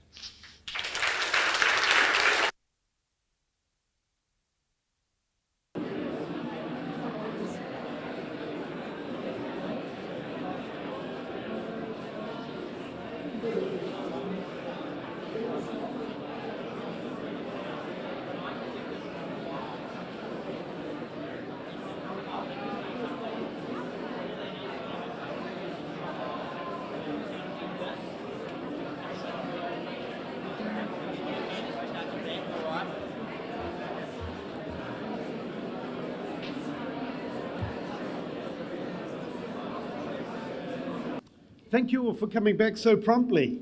We are now rolling on to our awards section. This is where you get really rowdy and excited, please. So Mindful Money initiated these awards in order to, as much as anything, raise standards and drive best practice. As most of you know, there are no kind of universally accepted standards for what's ethical, responsible, sustainable, or impact investing. So we think this is a serious problem. And we think greenwash is undermining our kaupapa for investment and confusing the public. So we hope in a modest way that these awards will help define best practice and raise the level of ambition for the sector as a whole. It's one of the reasons we set up Mindful Money in the beginning, to provide some transparency and objective information so that investors can take informed choices. So these awards are also about celebrating the leaders. And I would say we had more entries this year and a noticeable lift in the quality of the applications, and that's fantastic news. As a result, there were strong entries that the judges were unable to shortlist. So thank you to all of those who submitted entries, whether or not you were listed as a finalist. And I would say that some really good entries were not shortlisted as a finalist this year, but that's the nature of a sector that is raising the standards. And I think that's good news, although I recognise it's tough on some fund managers who are doing a great job. The judging process has been thorough. While there was strong discussion and debate amongst the judges, we had consensus achieved in all of the judging panels, in all the 8 categories. So we're grateful to the 32 judges who voluntarily gave their time to judge the awards. The judges' profiles and photos are on our website. We selected the judges based on their independence, their experience, and their insights. Would those people who are judges mind raising your hand to acknowledge and so our sincere thanks to these judges.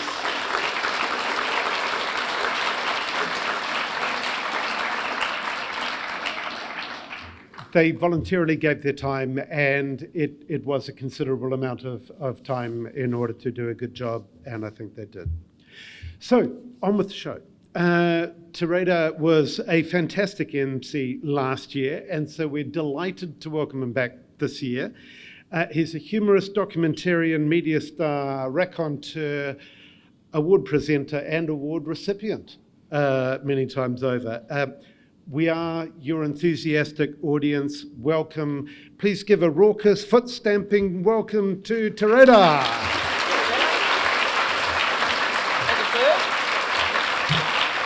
And also this year, ethical investor. I just want to tell Toko what Joe and the panel talked about leadership and the importance of leadership. Many of us would have noticed we were presented with a wonderful financial opportunity earlier in the year, and I looked at this moment in history and I thought, that there are historically high property prices. I thought I need to basically liquidate my property portfolio, which was doing well. I interviewed Cameron Bagri at Field Days last year. I took his advice. I fixed low and long. I thought I'll take a hit on that, on the mortgage break fees and the bright line test, and basically get as much cash together as I can to become a humble currency trader. Because you will remember that moment when the ruble was just historically low, and I thought there will never be a better opportunity to become a humble currency trader and possibly eventually the Prime Minister of New Zealand. But I literally it wasn't one of those kind of what would Jesus say moments. I thought, what would Barry reckon? And I thought he won't invite me back, and so I didn't. I also can now sleep easy in the fact that I haven't invested in rubles, and I'm not, as my wife described it, a filthy war profiteer. But I did make the mistake in the break earlier on just to go online and see where the ruble was currently. Unfortunately, I don't have the mathematical ability to see just how much it has cost me not to make that decision, but I can rest easier. But it is that sense of of the leadership. You know, many of us did have, the opportunity to make investments in things, and we are now not doing that. We can see where that money is going in a better kind of way to make a better world, and that is what we are celebrating tonight. We're not going to be here for a long time. We've spent a bit of time in this room listening to a fantastic discussion and a couple of great sessions with our speakers. So we're going to roll on through pretty quickly. So here is how things are going to go. Radar does an intro, boom, done. Say hello and whatever else by way of greeting. Hello, welcome aboard.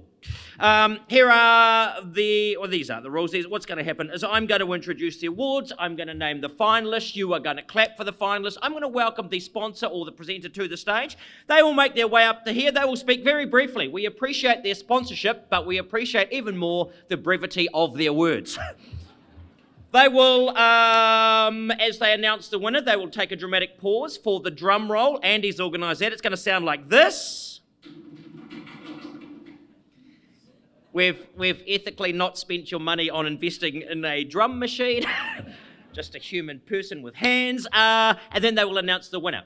There are a couple of highly commendeds. If you are one of the highly commendeds, congratulations. You may come to the stage, receive your award, but we do not need to hear from you at this point. If you are a winner, congratulations. Immediately upon having your name read out as the winner, look surprised. Look humble. Stand up, make your way to the stage. We'll get the award. Also, our wonderful photographer, Alicia, is here. She will take a photograph of you, and then you are more than welcome to have a couple of brief words. Barry, I think, really generously has said 2 minutes, but I don't know. In the history of awards, I think that's quite a long time. Look, less is more. I host a lot of awards. I live in an incredible bubble of excellence, and it is, I'm constantly reminded on a weekly basis what amazing people we have in this country, but at no awards night that I have ever hosted in 20 years has anyone ever said it was great, but I wish the night had been longer. So, if you are a winner, quick word of thanks, and then send out a press release to your investors tomorrow. Right. Shall we crack into it? Here we go. What about at this stage, what about a round of applause for all of our finalists?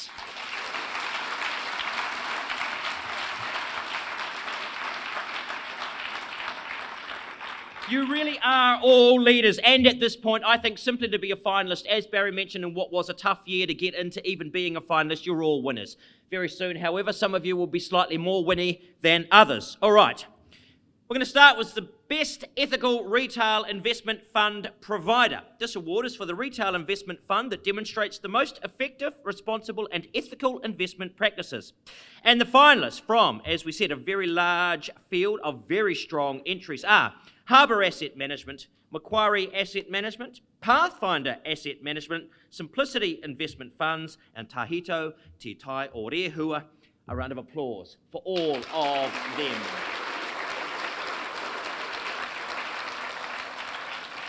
We are going to welcome one of our sponsors to present the award. It is Alex Heineman from Convergence Partners. Kia ora, Alex.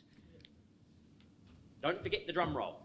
I've been told to cue wherever he is. He's over there. There he is. Brilliant. Excellent. Well, hopefully it's brief enough by your standards, but I've been told to keep it under a minute. I've timed it. It's less. So as sponsors, Convergence Partners was drawn to Mindful Money last year, in fact, due to its role in highlighting the challenges we all face and capital's part in influencing positive change. As recruiters, we work with many of the organisations here today and have heard the industry's call in aid in finding talent aligned to sustainable practices being implemented. Equally, candidates are seeking organisations who are generally walking the walk on these matters.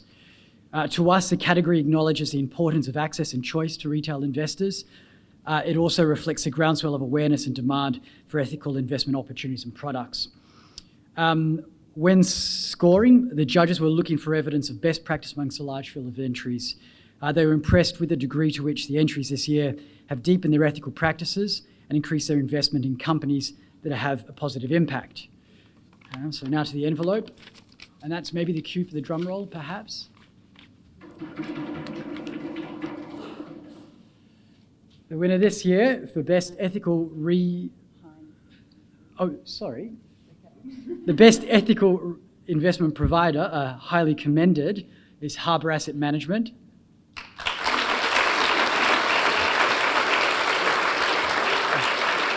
There's more than one in there. Okay. Lovely. And Alicia is down there. If you want to pop down that side, you've got the hardest job. You're the first. So go and stand in the middle. Okay. Go further. There we go. There's Alicia. There she is. You'll recognise her. She's the one with the camera. Great. Wow, perfect. Great recipient for highly commended. Great presenter as well. The grip and grin. All right. You may. And exit. You can't get rid of me that quickly. There's one more.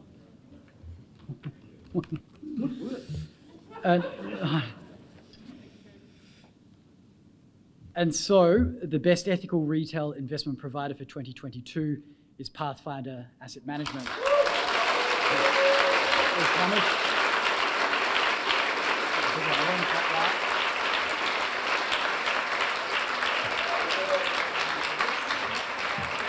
The judges. Oh, I forgot to read the highly commended. So this is what the judges said for the highly commended. The judges commended Harbour on their leading ethical investment policies and practices, and particularly their commitment to engagement with companies to improve their ESG performance. Since its award last year, Harbour has strengthened its investments in companies that have positive impact, including investments in renewable energy, education and healthcare. So again, that was the highly commended. A round of applause for them. And Pathfinder. Paul, this is what they said about Pathfinder Asset Management. The judges considered that Pathfinder had earned its reputation as a leading ethical investment provider. Their entry demonstrated best practice across several dimensions. Pathfinder was commended for its investments in climate solutions, sustainability, and impact enterprises. Paul.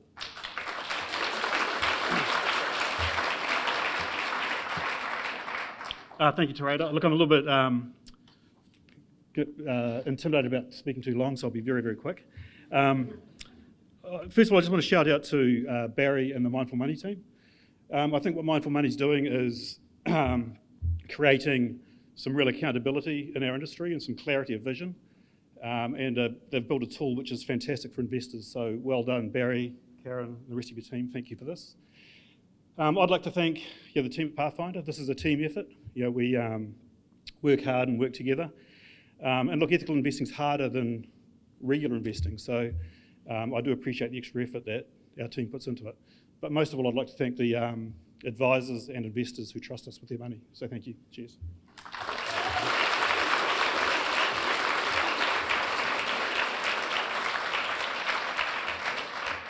All right, congratulations. The best new ethical fund. Ethical investment has been growing rapidly, and a range of new KiwiSaver and investment funds have been established over the past year. This category is for the most ethical KiwiSaver or investment fund launched over the past year. The finalists: Devon Global Impact Bond Fund, Devon Global Sustainability Fund, Harbour Sustainable Impact Fund, and Russell Investments Sustainable Global Shares Fund. Please, a round of applause for all of our finalists. From Mercer Funds, the category sponsor, please welcome Mark Longbottom.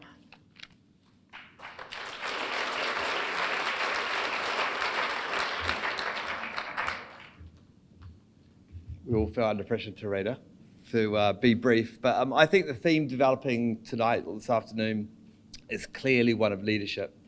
That's coming through really strongly. I was drawn to join Mercer at the turn of the year because of their leadership in the field. So one element was their net zero commitment, so walking the talk.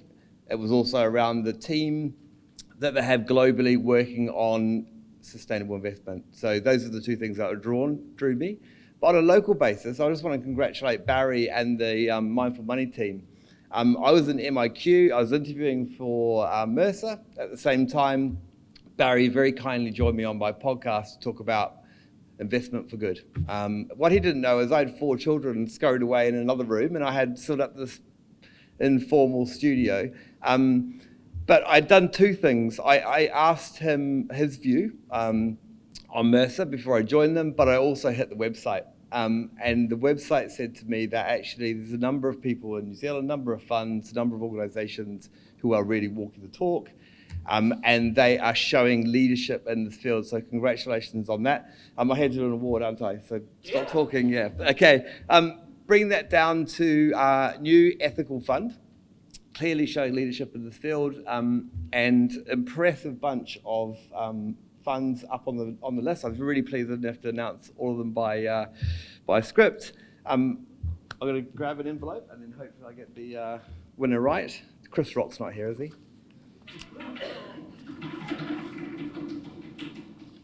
Congratulations to Devon Global Sustainability Fund.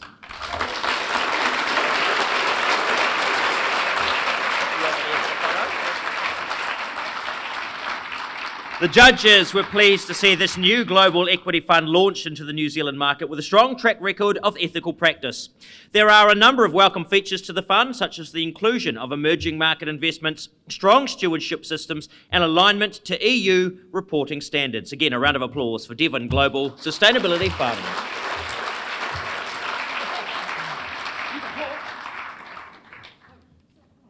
Yeah, you won. Thank you. Oh my gosh. Okay, I won't put that there. I'll hold it. We just wanted to say that we're very honoured to win this award, especially considering the calibre of other finalists there.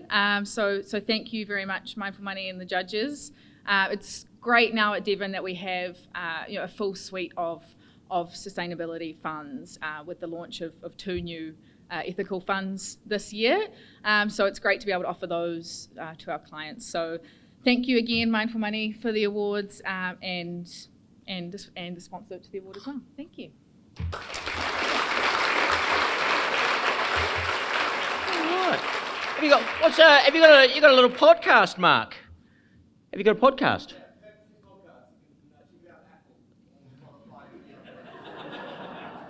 Value for money. I tell you, I wasn't going to mention this, but it is a cracker of a podcast. Financial Times and Pushkin Industries, which is Malcolm Gladwell's outfit, they have combined in a crackingly good ethical, I guess it's kind of along the themes of ethical investment podcast called Hot Money on the history of the pornography industry. And if you want to look at the development of technology, social changes, private and privatized capital, phenomenal returns, and just a great social kind of snapshot of the last 15 years, let me strongly recommend Hot Money. It is fascinating. All right, by the by, or failing that, one that has probably less pornography, Mark's excellent podcast. All right, it is a beauty. So, the Best Overseas Ethical Fund. Is that what we're up to? Yes, it is. Best Overseas Ethical Fund. This is a new award. It is for the best, no, I've got to say it again. The best overseas ethical fund that is actively marketed in New Zealand. The judges noted that there was a strong field of entries that add depth and diversity to the range of New Zealand funds on offer. So, our finalists are the Australian Ethical Australian Shares Fund, Beta Shares Global Sustainability Leaders ETF, Mirova Global Sustainable Equity Fund, and Pengana WHEB Sustainable Impact Fund. A round of applause for all of them.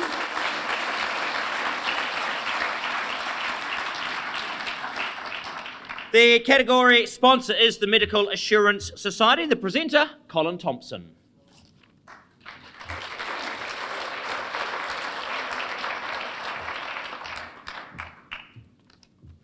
Good evening.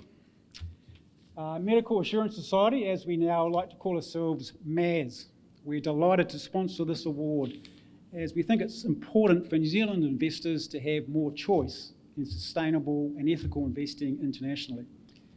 Not only that, these finalists in particular help raise the bar for sustainable and ethical investing for us here in New Zealand.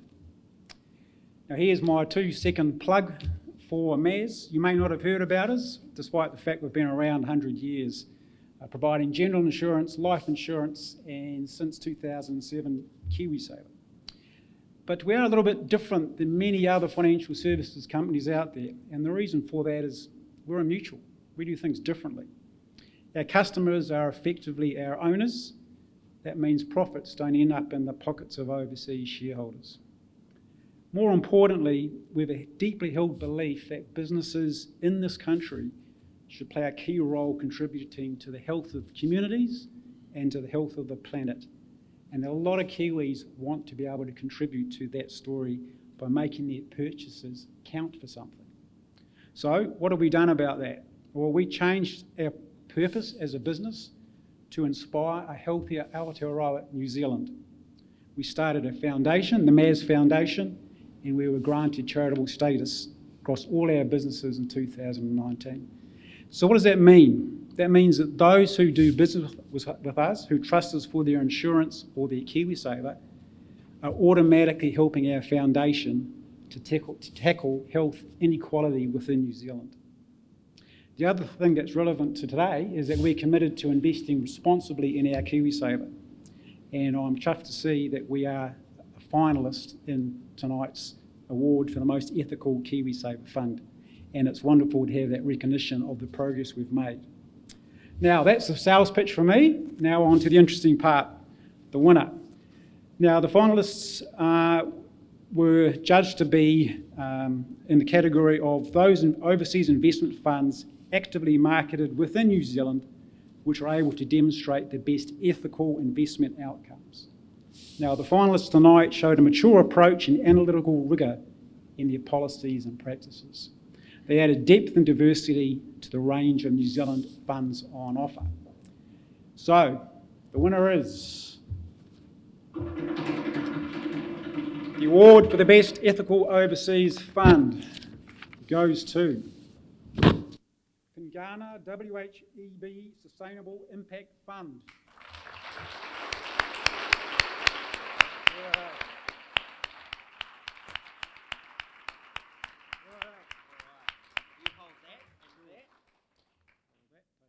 All right, the judges, what did they say? They were impressed by the thought leadership that Pengana WHEB has shown over many years.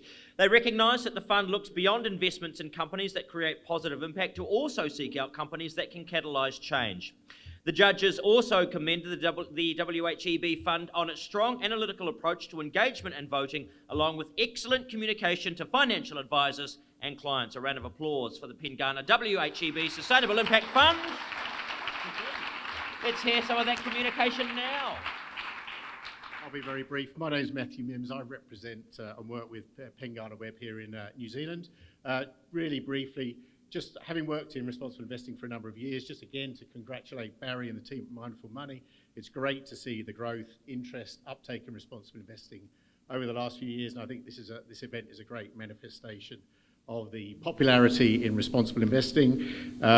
So well done, Barry. I think also great to have the idea and foresight to introduce an overseas category this year. There's obviously a lot of very good, high-quality overseas managers, particularly out of Australia and Europe, and I think that's sort of illustrated by the fact of the high calibre of entries today. And then really finally, just to acknowledge my colleagues at Pengana in Sydney, Adam Myers in particular, and the investment team for Web in London, who have developed and also managed the Pengana Web Sustainable Impact Fund. Done a great job over the years. So a particular call out to Ted Franks, to Seb Bello, and also to Victoria McLean, who was actually over here just a couple of weeks ago. And then just finally, just to acknowledge the advisors and the investors who support this fund. So thank you all very much. Thank you.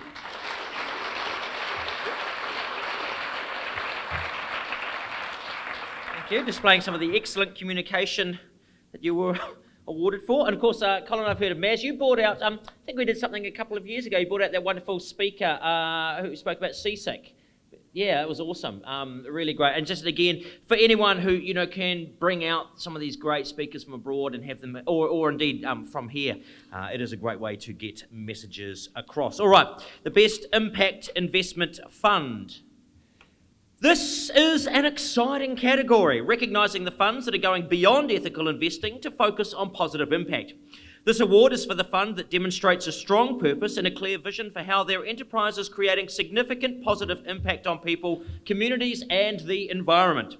These pioneering finalists are Climate Venture Capital Fund, New Ground Capital, Homes for Tamariki, Purpose Capital Impact Fund, and Te Puna Hapori Brightlight. A round of applause for the four of them.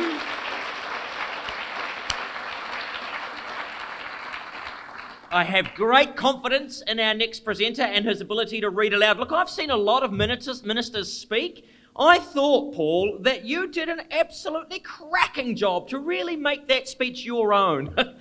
I enjoyed it. So please welcome back to the stage, Paul Stocks. Thanks, Paul. Cheers, thanks, Teresa. That's awesome. Now, how do I do the sponsorship thing for New Zealand Government? New Zealand Government, you know us, we're here to help. There you go. This one is the Best Impact Investment Award that recognises a provider that has made a positive difference and a real impact in ethical investment. And it is about impact, right? This is impact investment. The judges were looking for the provider that has shown leadership in pioneering this exciting category of investment. Criteria included a clear impact purpose, a rigorous framework for measurement. I love frameworks, I'm a policy analyst, and examples of tangible impact. The strongest entries were those that were able to demonstrate a direct contribution to positive social and environmental impacts through their investments. And thank you. There's a highly commended in this category. Do we get a drum roll for highly commended as well? Oh, awesome. If we could have a drum roll, please. The Best Impact Investment Fund, highly commended, goes to Climate Venture Capital Fund. I'll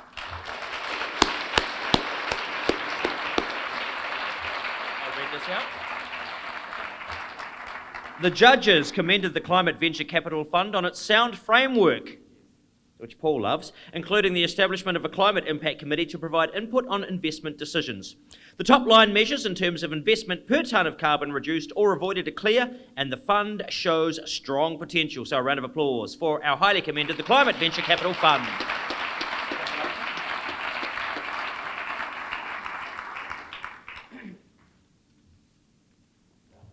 And the winner of the Best Impact Investment Fund 2022 goes to Purpose Capital Impact Fund.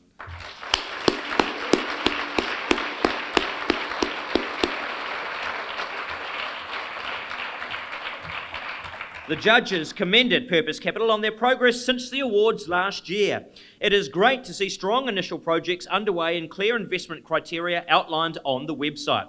The measurement approach to impact is rigorous, and it will be good to see future reporting on the impacts from the perspective of local communities. Congratulations, the Purpose Capital Impact Fund.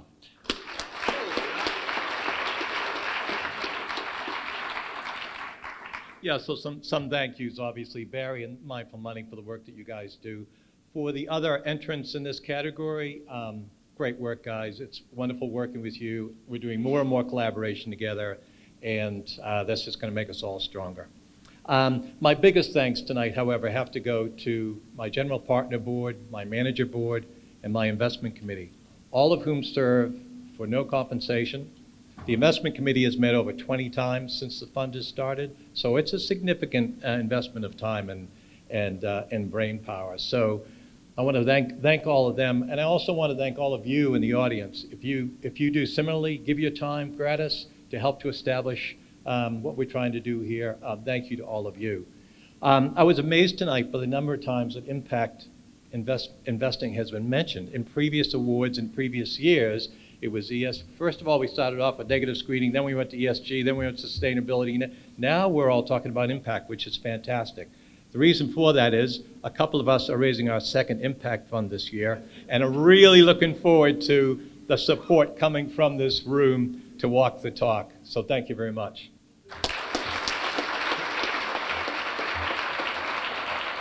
Congratulations, Bill.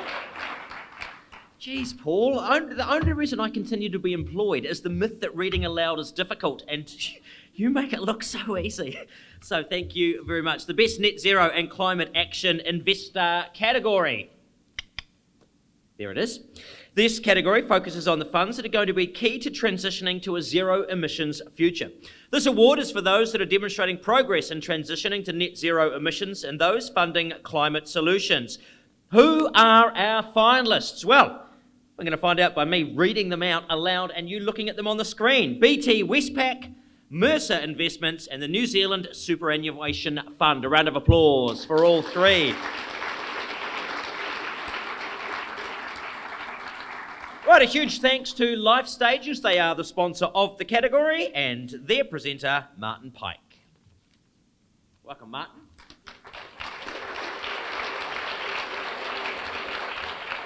Thanks, Rita. Yeah, I'm Martin Pike, Head of Investments at Life Stages, which is a subsidiary of SBS Bank. I've been in this industry for 30 years, been a number of changes going on in that time. It's great to see what's happening now, and it feels like you've only been here a couple of minutes. Being able to present this award, and so extremely excited here to present the Best Net Zero and Climate Action Investor Award. Being able to give out this award particularly important for us, as we believe that we ourselves have just been achieved Tutoi Net Carbon Zero certification. So we're very proud to support other firms in the industry who are embarking and progressing on their net zero journey. Our commitment to net zero is a key milestone in our sustainability journey, one that involves a wide range of activities to reduce our footprint and ensure that we play our part to protect and maintain our natural environment while avoiding significant harm wherever possible. In this category, the judges were impressed with a wide range of entries, signalling the growing commitment to climate action by investment funds. They looked for leadership and ambition and commitment, but also evidence of action and tangible results.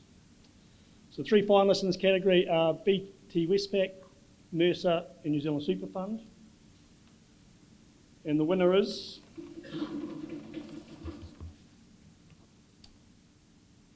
New Zealand Superannuation Fund.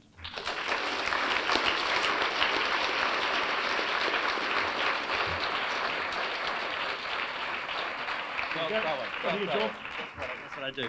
Okay, congratulations to the Super Fund. They've been an early mover in developing a climate strategy, setting and then exceeding targets for emissions reduction. The Super Fund has started to invest in climate solutions. The judges encourage them to invest at scale across the New Zealand economy. Their leadership on climate finance is crucial for the finance sector. Cheers, Reida, and kia ora koutou, ngā mihi nui kia koutou.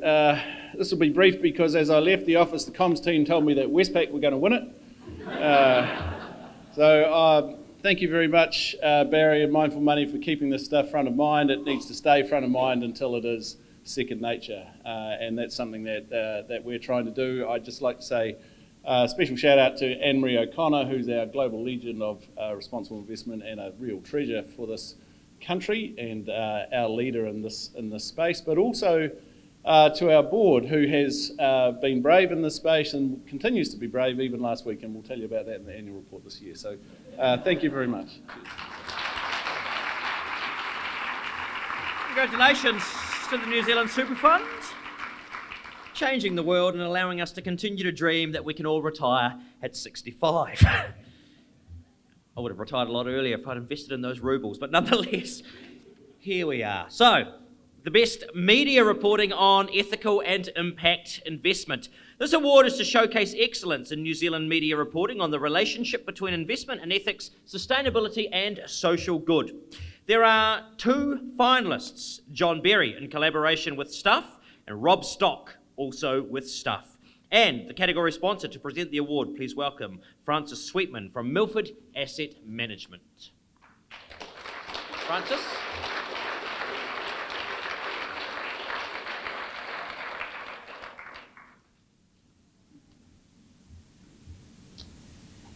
Kia ora. We're delighted to sponsor this award because I think we need to acknowledge the huge role that media has to play in bringing sustainable finance into the mainstream in New Zealand. Through good journalism, we can help investors understand the issues, understand the investment options, and also understand exactly how their money has been put to work.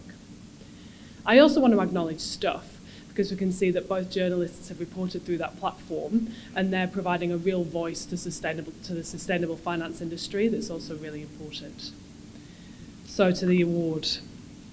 The judges were looking for excellence in coverage of ethical investment, resulting in greater awareness and deeper understanding. Financial literacy remains low in New Zealand, and literacy on sustainable finance is even lower. Education and engagement through the media are crucial, and the judges would like to see many more entrants in future years. So the winner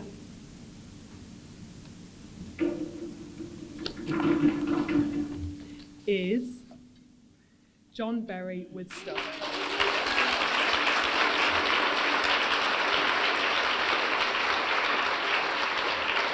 Congratulations, John.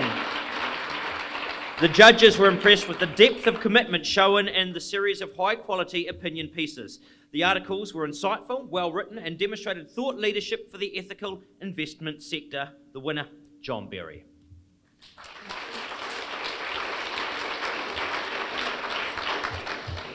Kia ora, everyone. Thank you to Mindful Money. Thank you, Barry, Karen, and Olive.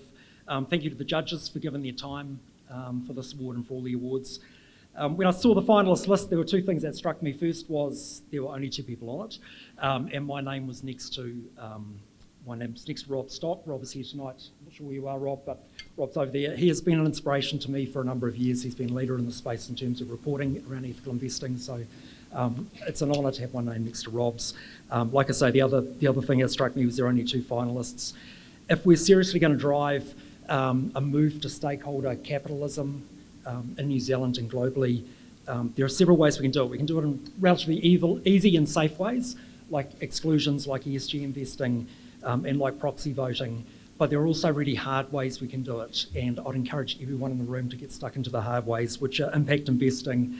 Bill will be happy I mentioned that. Impact investing, also engagement, serious engagement with companies, but also media advocacy.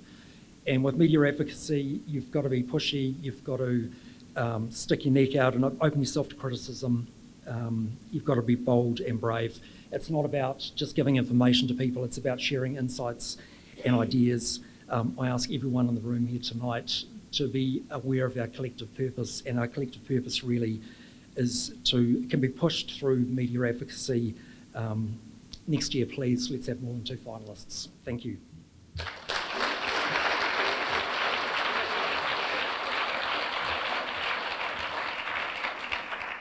Congratulations, Sean. Isn't it? I was just thinking about it there. You know, we have the Prime Minister's Science Communicator Award. I wonder if we need to broaden that out as well. And we don't have a Prime Minister's Finance Communication Award or anything like that. Maybe a little bit of advocacy so that we just encourage not only the entries, but also the ability for people then to access that work as well. So congratulations to you. Will you be writing a piece reflecting on your own award? You can. Best Ethical Financial Advisor. Sorry, that was just I laughed out loud. It should have been an internal laugh. Best Ethical Financial Advisor. This is a hugely important award for the financial advisor or advisory firm who can best demonstrate how their advice represents leading practice in ethical investment for their clients. The finalists are Ethical Investing NZ, Money Matters, and Rutherford Reed. Please welcome the category sponsor for this award, Wayne Winslow from Generate KiwiSaver.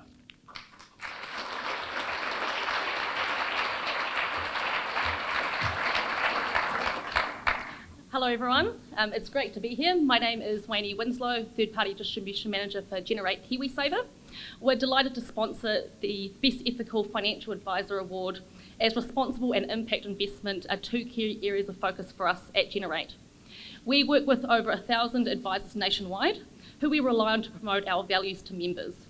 And it's great when their values line up with ours. The judges noted that while the financial advice sector has been slow to embrace ethical investing, there are some standout exceptions, including the finalists in this category. They have demonstrated the integration of ethical investment into the advice processes and set good practice standards for their sector. We're seeing growing interest in ethical financial advice driven by client demand, and we look forward to seeing many more entries in this category next year. This category has a worthy runner-up. The highly commended award goes to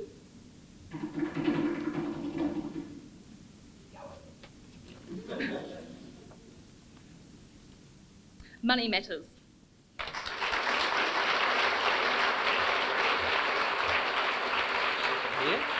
The judges were impressed with the way that Money Matters continues to innovate, providing high-quality bespoke solutions for clients.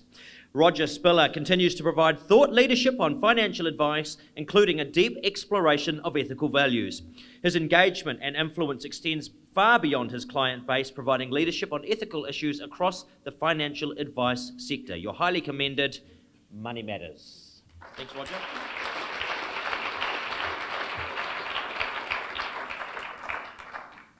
And now for the big reveal. The winner is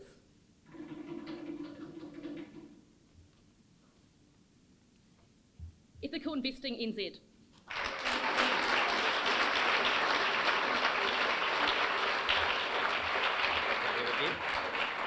The judges were impressed by the way that ethical approaches had been used as a basis for their client-centred approach. Ethical Investing Group provides in-depth information to clients, accompanied by support to enhance their understanding of ethical and financial choices.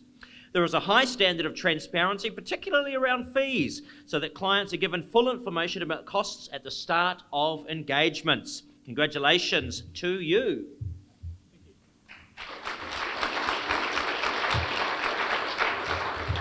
This is super cool and also really humbling. A special thanks to Barry for creating these awards and bringing together this community of like-minded people. Thanks to my peers out there who drive all of us as advisors. In particular, I'd like to acknowledge Roger Spiller, who's been my inspiration, probably that of many of us here. But most importantly, I'd like to thank the team. There's only 7 of us, and we all love coming to work each day wanting to make a difference. I think Paul put it best early on when he said it's hard enough to do well for clients generally. We're kaitiaki of their money and of their goals.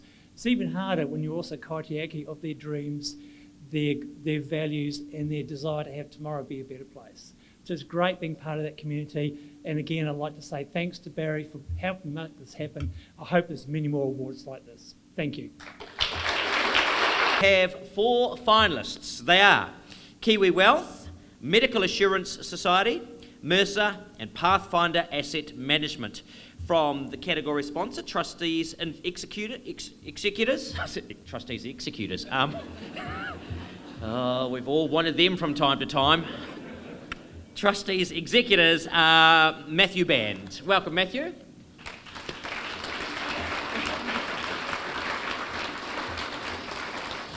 Kia ora and good evening, everyone. Firstly, I'd just like to congratulate Barry and his team for putting together another great event this evening.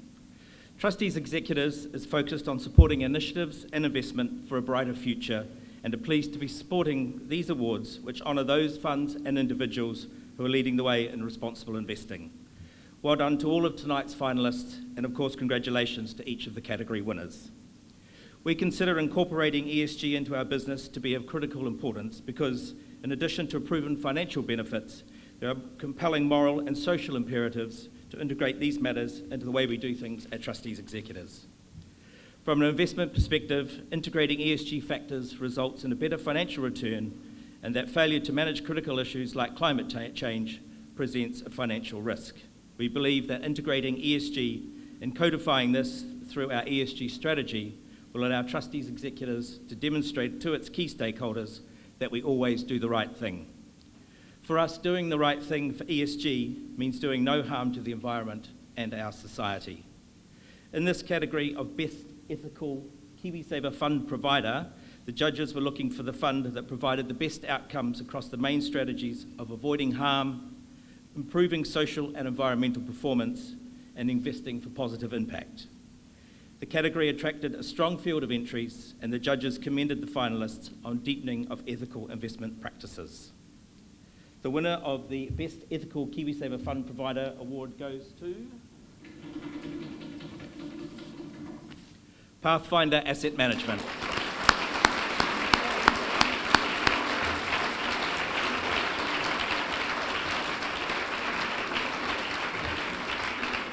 After last year's award, Pathfinder is to be congratulated for continuing to push the boundaries of good practice. The judges were impressed by the way that ethical and responsible investment is at the core of Pathfinder's business model, and investment policies and practices are aligned with that approach. Their positive impact approach includes investment in sustainable themes, private equity, venture capital, and support for social enterprises. Pathfinder continues to show leadership in ethical investing.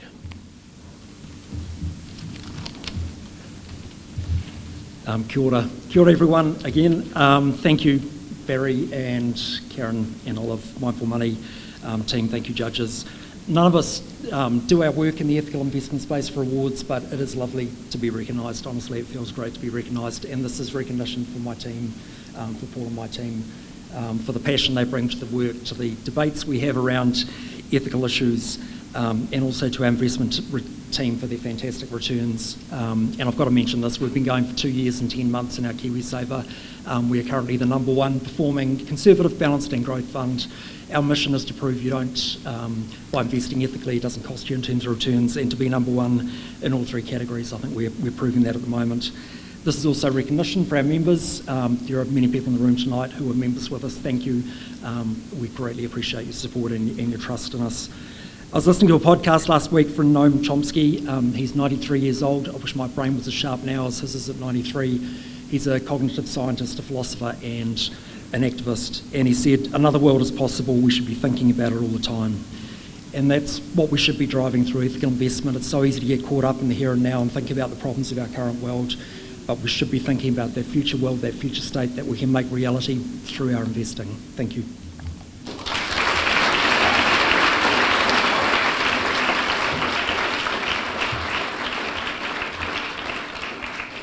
John will be going home to draft up a lot of disclosure statements for his next series of articles. It's never a great awards night unless someone mentions Chomsky, I don't think. Hey, look, what a great celebration. I'm just going to echo the words of a contestant in one of my favourite shows, RuPaul's Drag Race, who said, it's not the winning that's important, it's turning up to the competition. We don't get to have great winners in any competition without having some very, very good people pushing them every step of the way. We don't get to raise the bar here without a lot of you taking the huge time and the effort to put these entries together. I know how onerous it can be, particularly with everything that's going on at the moment, but it is really important. It's important to do that so that everybody who enters this continues to raise that bar incrementally every year. So congratulations to everybody who entered. What about a round of applause for all of the people who entered and our winners?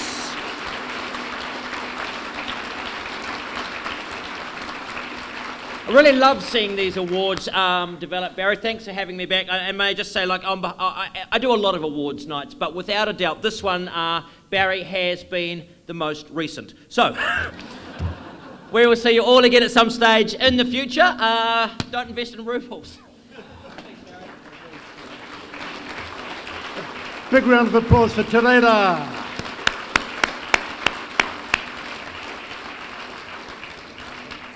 So just a couple of things to close. Let me sort of echo the congratulations to finalists and winners and all of those who entered, plus also to you as a community of people who provide that support and make all of this possible. Mindful Money is a charity, and we wouldn't be able to organise these awards without the generous support of donors and sponsors.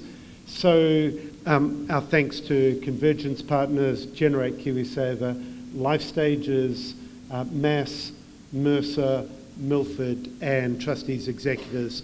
Thank you so much to our sponsors.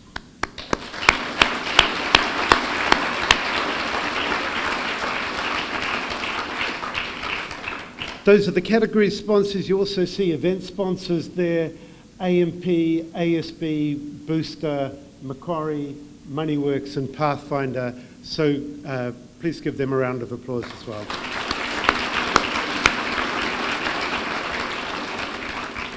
We work with partners. We greatly appreciate all of the support and partnership they provide to us. Sustainable Business Network, Minter Ellison, Rudd Watts, you guys are fantastic, thank you so much. Sustainalytics, RIA, of course, and Dean's here with us tonight. Welcome back to New Zealand, Dean, great to have you here.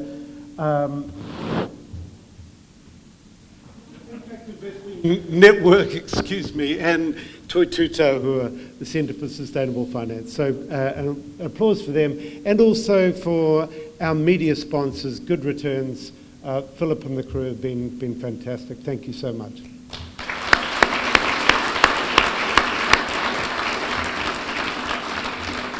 So thanks also to the drum rollers, to all the team who made this happen, the volunteers today, but especially to my two collaborators, Olive Coulson and Karen Swainson. You guys are both amazing. Thank you.